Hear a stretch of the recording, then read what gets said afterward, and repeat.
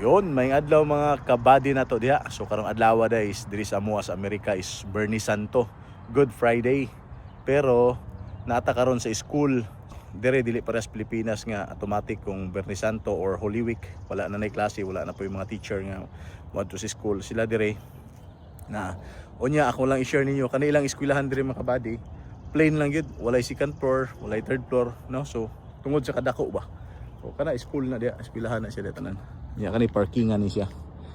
No, so kana walay mga student pero naay mga teacher dia nag-report lang. Pero dali ra na sila taod-taod manggawas na po na sila. Dira. Kana siya, ilang building paubos lang. Tungod siguro ni Kalapad sa yuta dire mo nang ilahang eskwelahan dire walay second floor, walay third floor or sila pa to floor level lang gud, no? Right, so kana lang gud ako lang gi-share sa inyo ha. So don't forget to follow and like, comment mo diya sa ubos kung sa inyong gustong ipalantaw ni atong lantawon kung makaya ba natong atong tan-awon diri sa Amerika. Mo ni kalahian sa Amerika ug sa Pilipinas. Alright, so that's it. Pansit, bye-bye.